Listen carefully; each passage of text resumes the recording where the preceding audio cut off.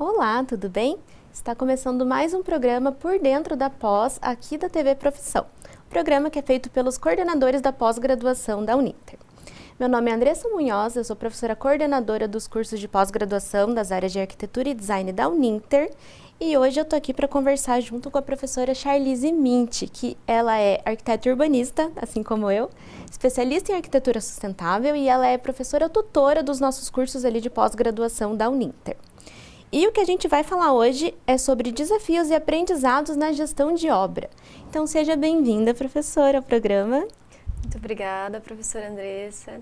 Boa tarde ao pessoal de casa. Obrigada pelo convite para a gente conversar aí sobre esse tema que ele é tão relevante, né, no nosso dia a dia, que é a nossa vivência, na verdade, na profissão, e que mesmo assim ele sempre tem algo novo para a gente aprender, né, alguma surpresa durante o caminho, né? Exatamente. Vamos começar então falando sobre a importância, né, de contratar um profissional.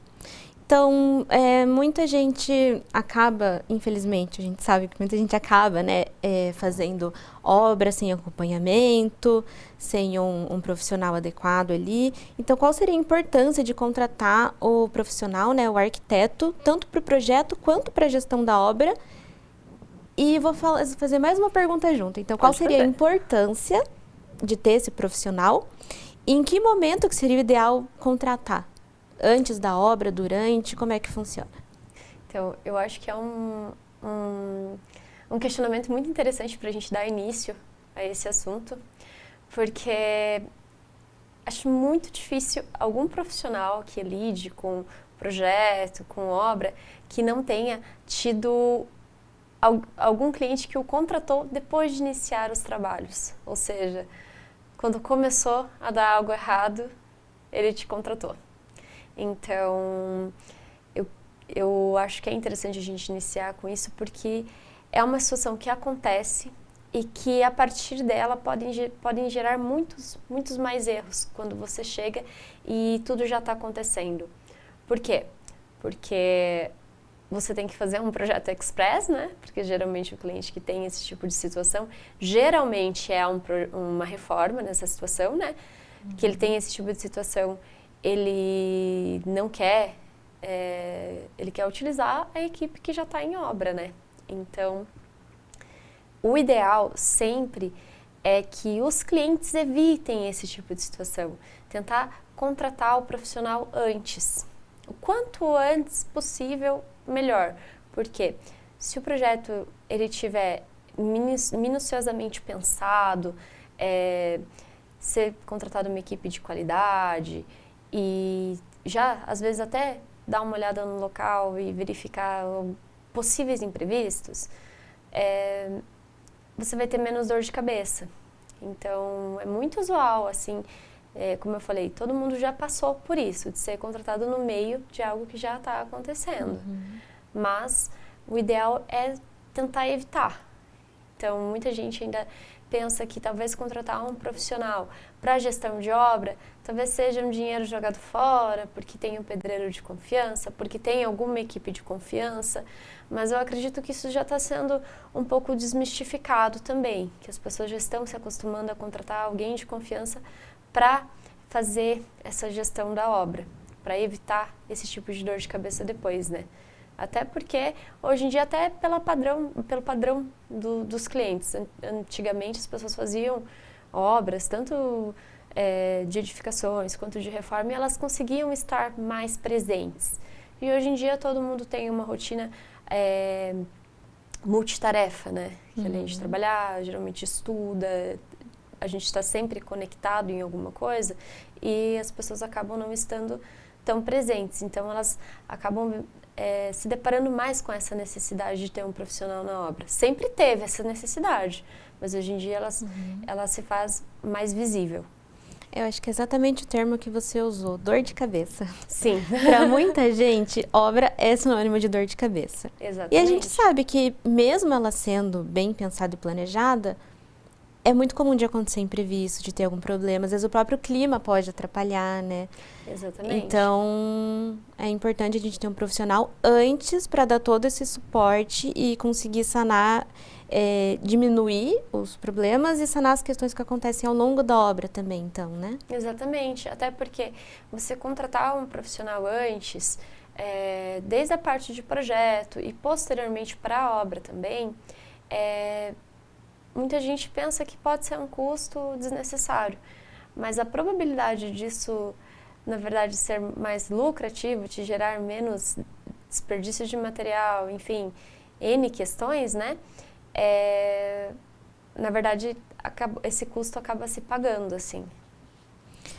E já que a gente está falando de custo, então, se a gente trazer para o lucro, o prazo da obra também, que também é uma reclamação recorrente de que a obra atrasou, né? Que a obra teve imprevisto, acabou sendo mais cara. E como que a gente pode relacionar isso com o lucro que nós profissionais temos, né? Ao gerenciar uma obra, né? Relacionado ao motivo da obra também, ela sendo residencial, sendo reforma, sendo comercial.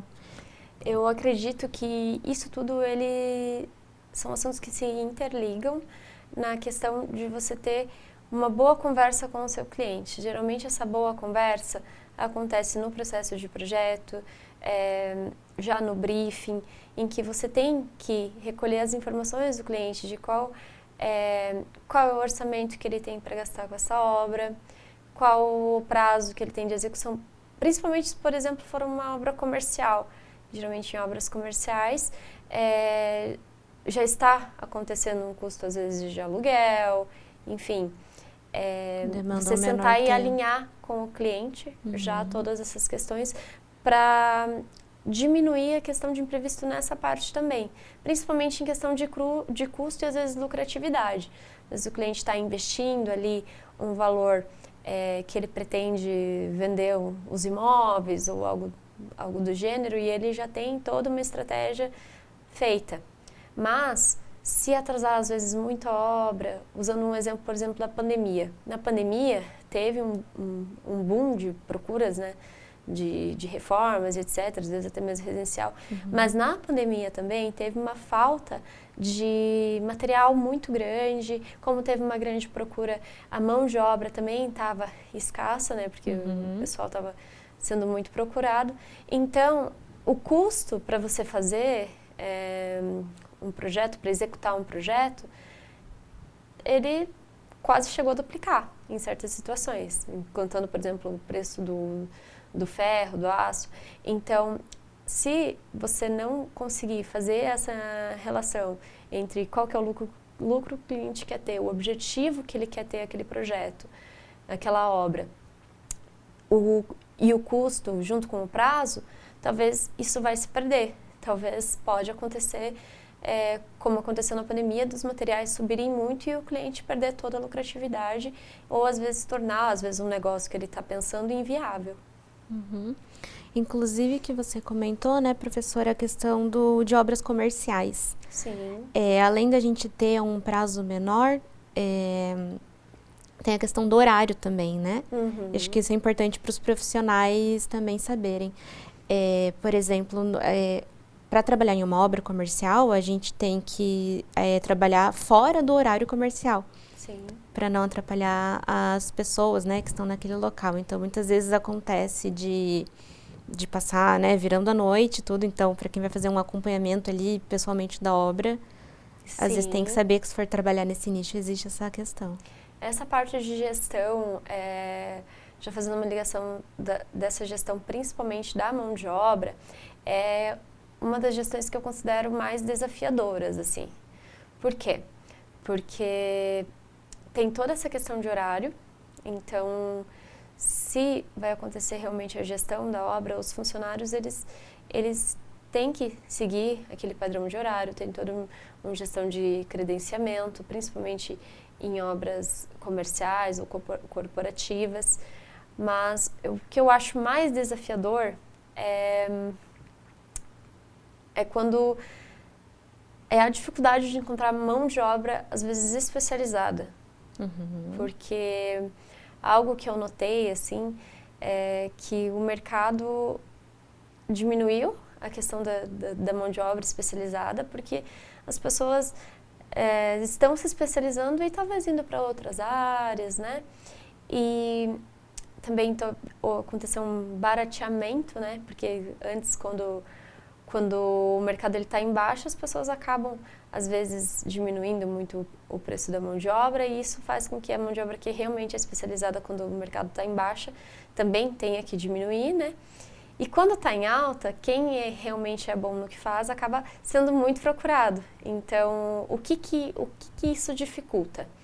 Se, às vezes, o cliente não seguir alguma indicação que seja dos profissionais do gestor da obra, pode acontecer dele ter algumas indicações que são boas, mas conforme o mercado ele aquece, essa indicação às vezes tem muita procura e acaba atrasando a obra daquele cliente. Isso é muito comum. Assim, o mercado é muito volátil, né? Dos profissionais terceirizados. Você acaba fazendo uma rotatividade muito grande desses profissionais. Então, algo que eu sempre indico é sempre contratar construtoras, empreiteiras mesmo, que tenham toda uma padronização de trabalho, de projeto, de segurança, que isso também é muito importante, porque se acontece algum tipo de acidente na obra, isso sobra tanto para o gestor quanto para o cliente. Então, Sim. Isso é um problema bem grande. E isso acaba sendo muito negligenciado, assim. Quando nós falamos que isso acaba sendo negligenciado, nós imaginamos, às vezes, obras residenciais, reformas, mas até mesmo em obras maiores isso acaba acontecendo.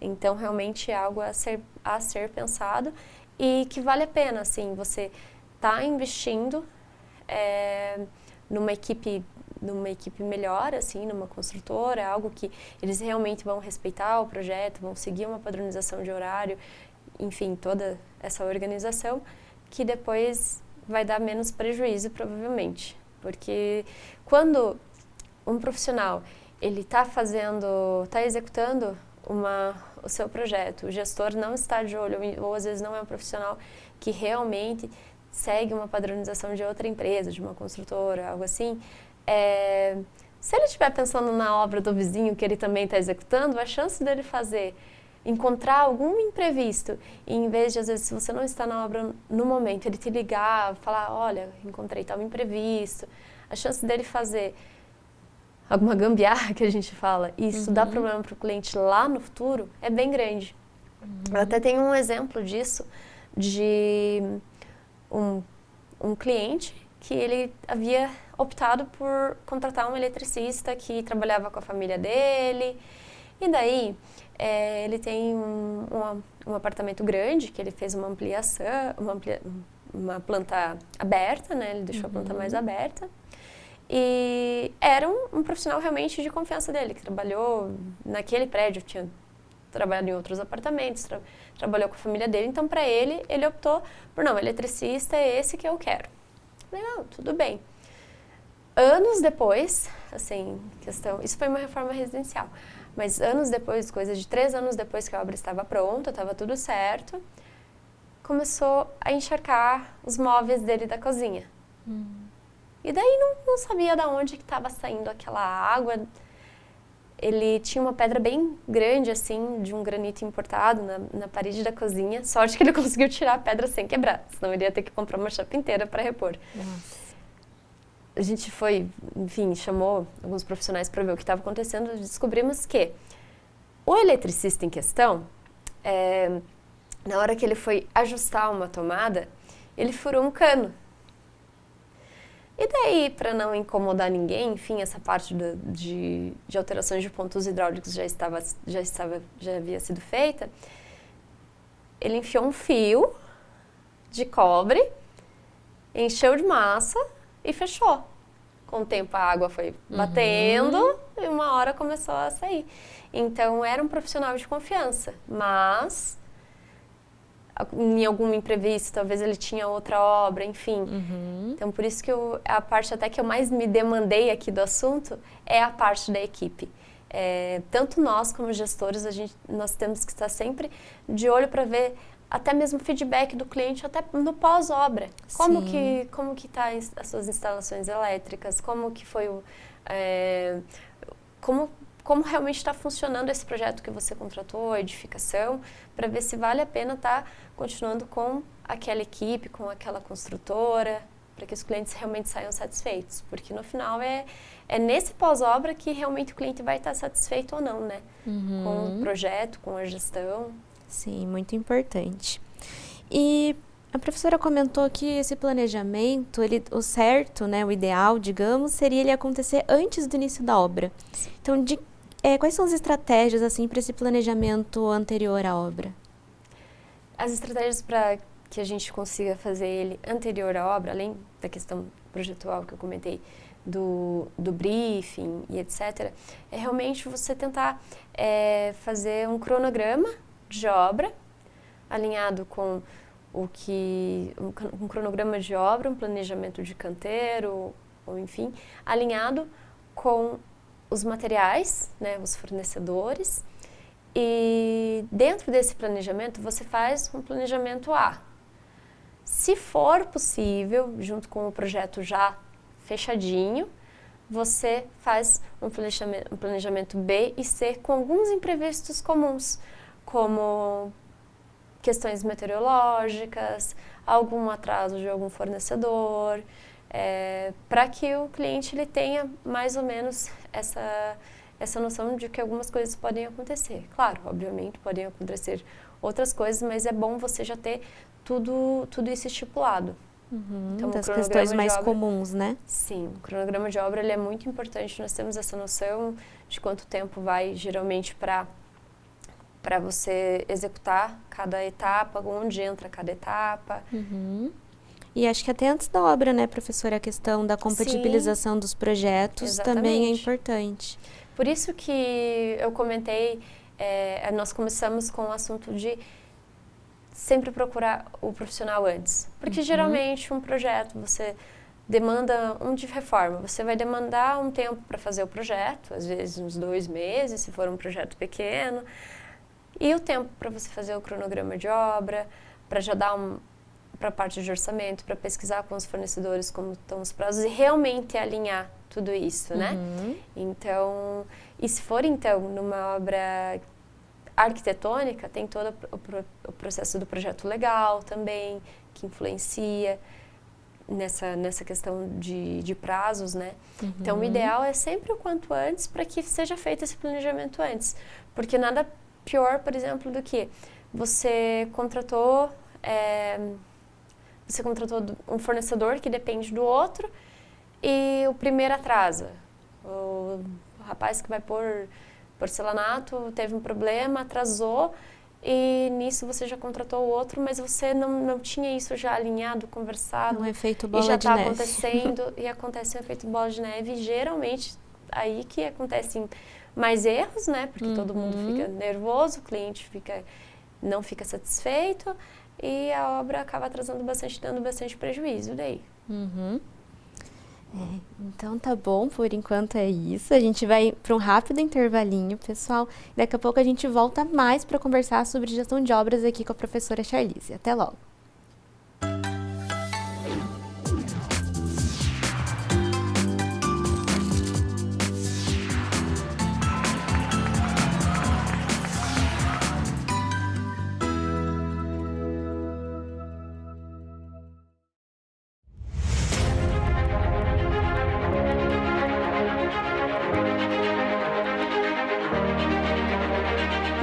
No ponto mais privilegiado de Curitiba, no Alto do Pirazinho, o sítio de transmissão do Super Canal 13.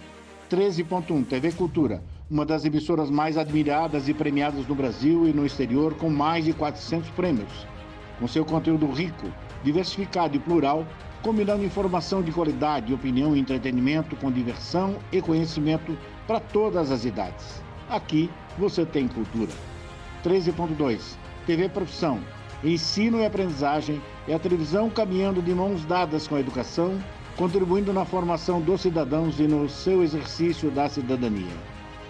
13.3 TV Euronews, um canal voltado para a realidade local, com muito entretenimento e informação a todos os telespectadores da região metropolitana de Curitiba. 13.4, TV Fundação Wilson Picker, Enem para todos e uma diversificada programação, democratizando assim o acesso ao saber. E 13.5, Rádio Digital UHF, a primeira no Brasil. A multiprogramação do Supercanal atende a mais de 3,5 milhões de telespectadores em Curitiba e na região metropolitana, nas cidades de São José dos Pinhais, Piraquara, Colombo, Almirante da Mandaré, Bocaiúva do Sul, Campina Grande do Sul, Quatro Barras, Araucária, Fazenda Rio Grande, Campo Magro, Campo Largo, Contenda, Lapa, Balsa Nova e Itaperiçu. Essa excelente estrutura de transmissão permite uma ótima recepção em mais de 90% dos televisores da sua área de cobertura. No Supercanal 13, sua imagem pega bem.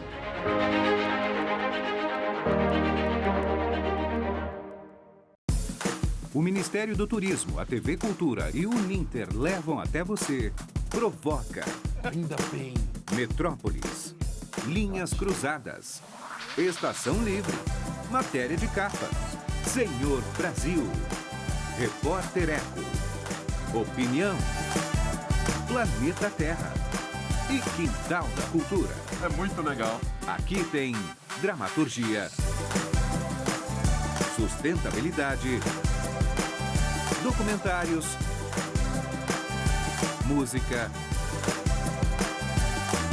inclusão, diversidade. Tinha que estar tudo aqui. Aqui tem cultura.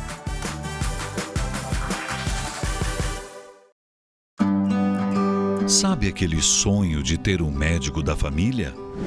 Que conhece os seus hábitos? Está sempre pronto para cuidar bem da sua saúde? Com o Plano Pleno da Unimed Curitiba, você tem. E todo esse cuidado vai ficar ainda mais perto de quem mora em São José dos Pinhais. Com a nova unidade de atenção primária da Unimed na Rua Barão do Cerro Azul 1571. Conheça!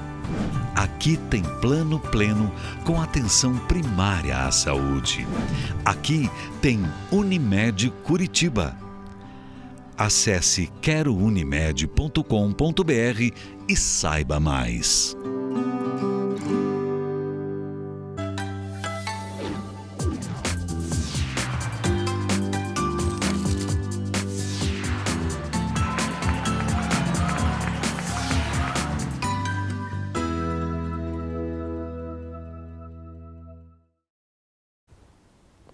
Olá, estamos de volta então com o nosso programa de hoje do Por Dentro da Pós, que é sobre desafios e aprendizados na gestão de obra.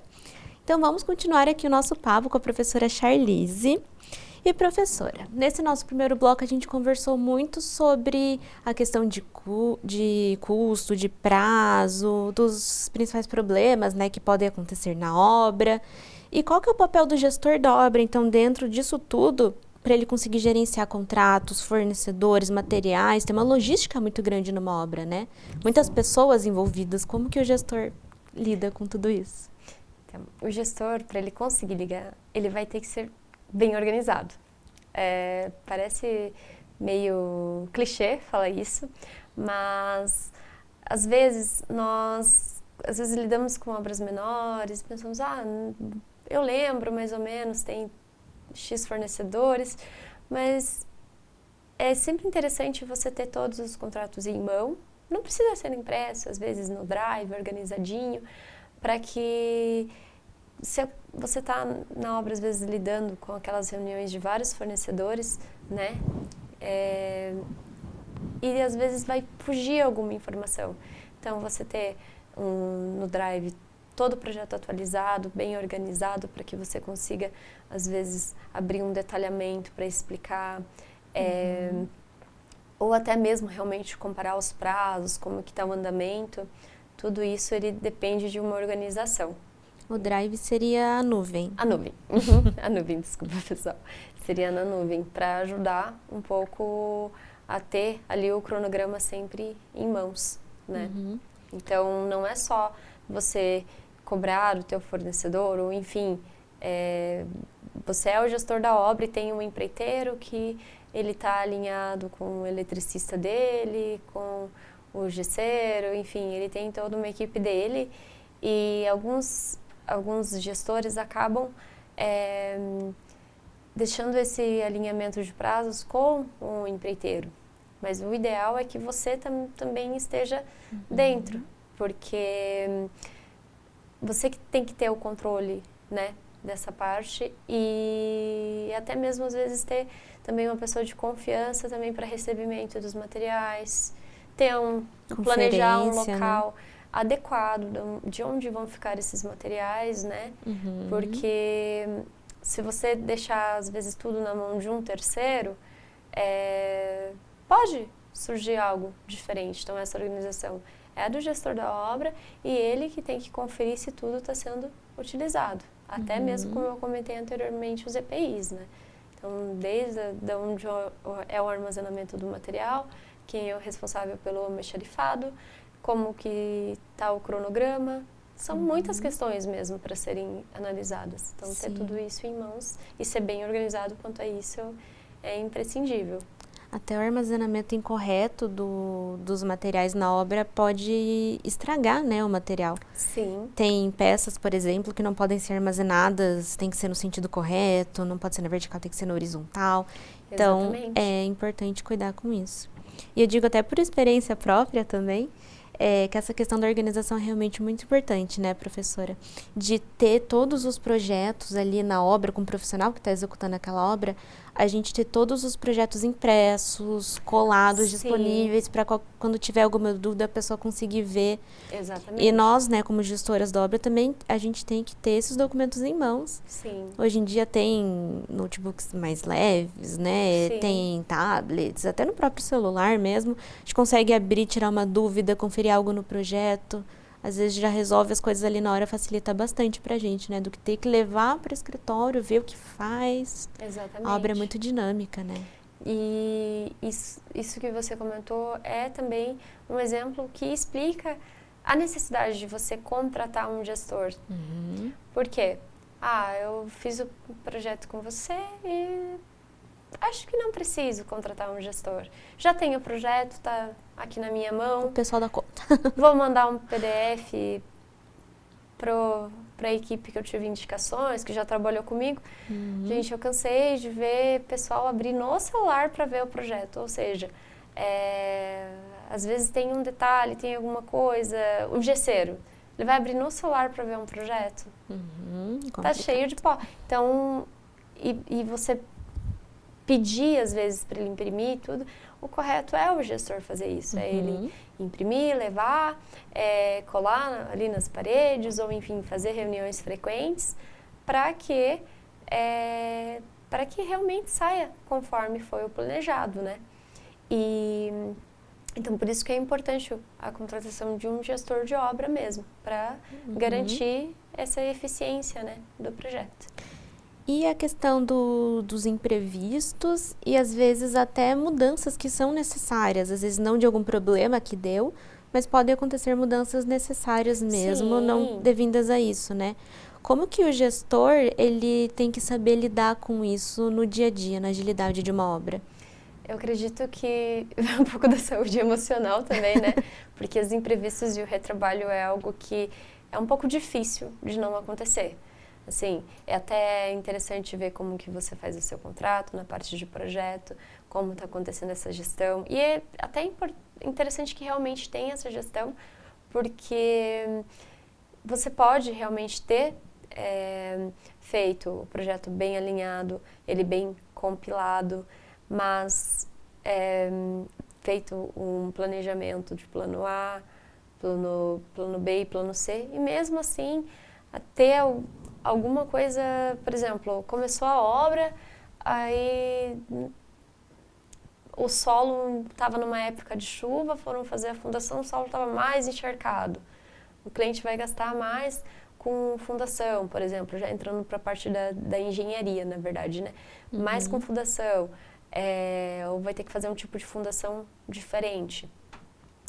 Então, é um imprevisto que pode ocorrer uma mudança no projeto, né? Ou, por exemplo, você vai fazer uma reforma de uma edificação mais antiga e na hora de trocar um revestimento, você descobre, enfim, pode ter N questões, né? A hora que você quebra. Problemas.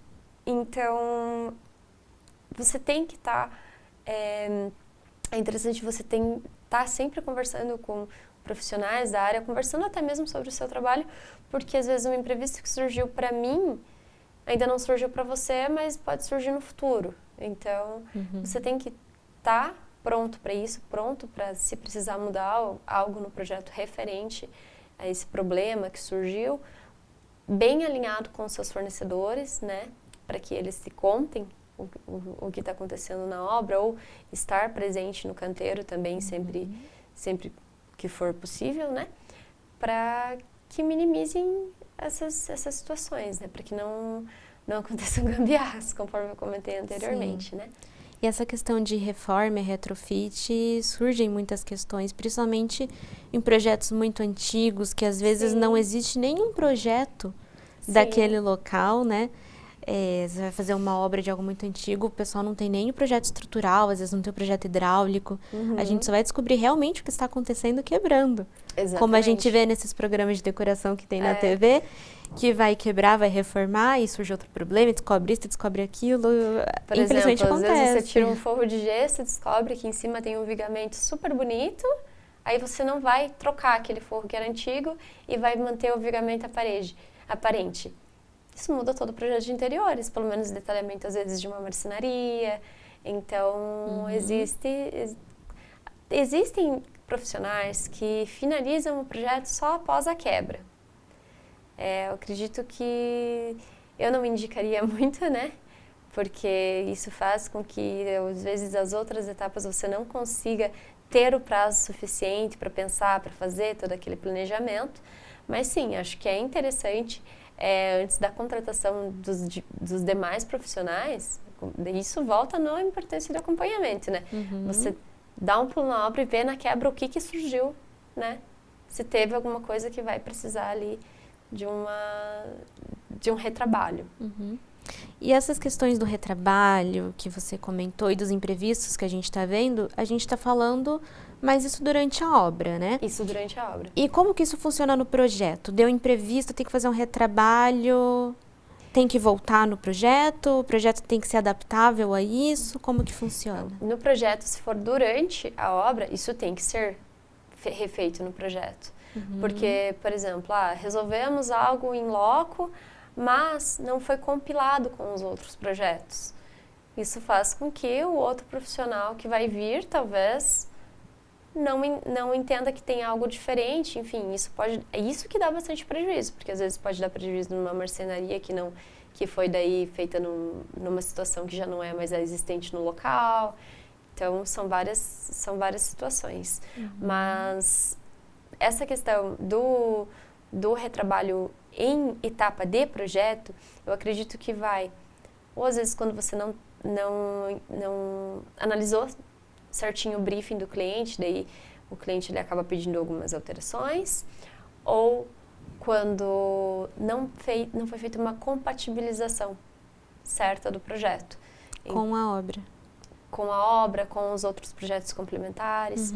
Então, uma ferramenta que eu acho que ajuda muito, né, para a gente estar implantando, tanto no projeto, quanto na compatibilização, quanto na questão de retrabalho, quanto, na verdade, na questão de tudo, né, são a utilização de ferramentas BIM, tanto na parte de projeto, porque se você conseguir fazer um projeto que seja parametrizado já, e dependendo das informações que você coloca, você já consegue uma previsão de custo desse projeto, de quantitativos, e essa parte de compilação dos projetos se torna mais fácil, porque existem ferramentas que elas demonstram uns erros que estão acontecendo. E também tem a questão mais prática de desenho, vamos dizer assim, que eu fiz todo um projeto e mudou uma porta 30 centímetros. Daí eu tenho que mudar todos os detalhamentos de tudo. Em vez de eu ir desenho por desenho mudar, quando você muda, ele já muda tudo. E se for realmente parametrizado, modelado da forma correta, isso já muda tudo que está parametrizado, até mesmo as tabelas quantitativas ali, enfim.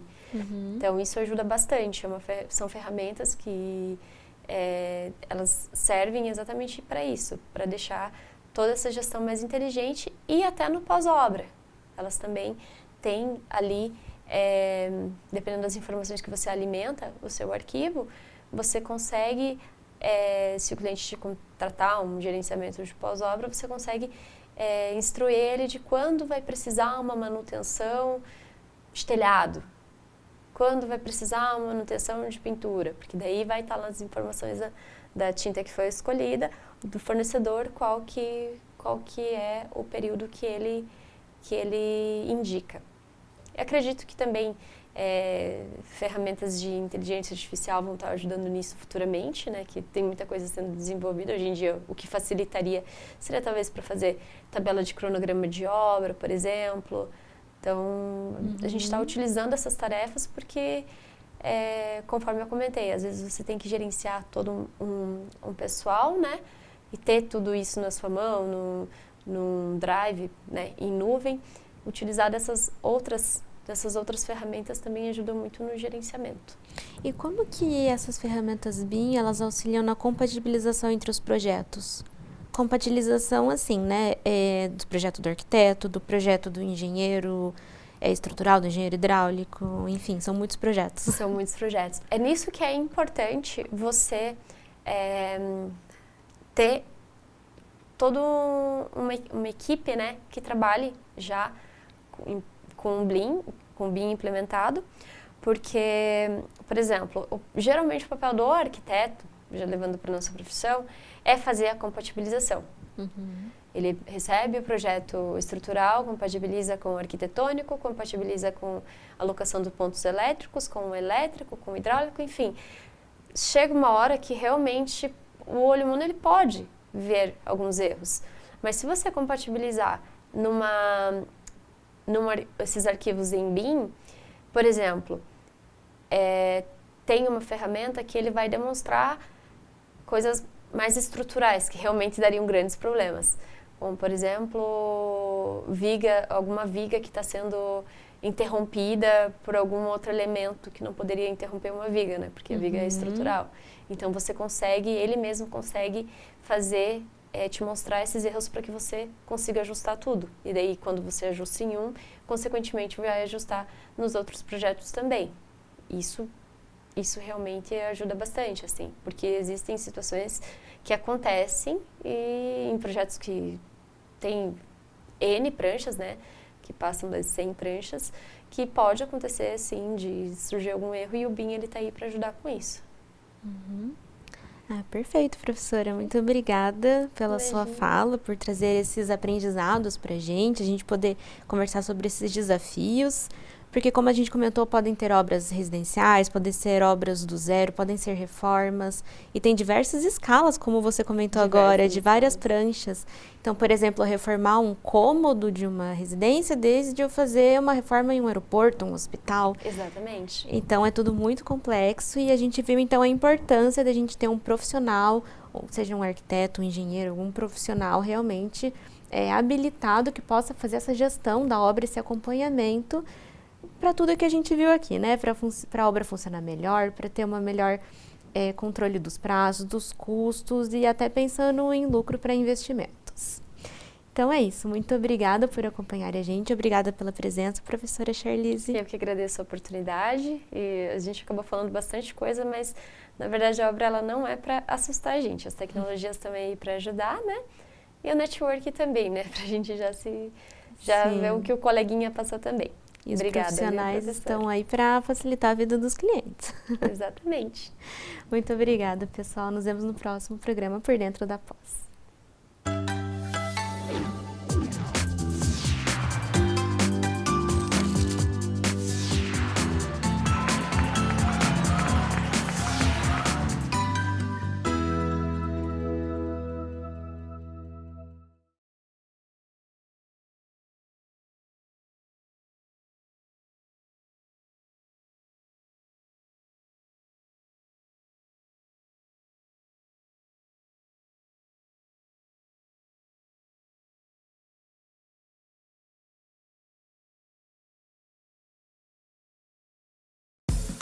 O Ministério do Turismo, a TV Cultura e o Uninter levam até você Provoca.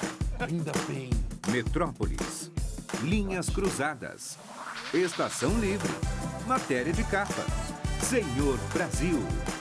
Repórter Eco.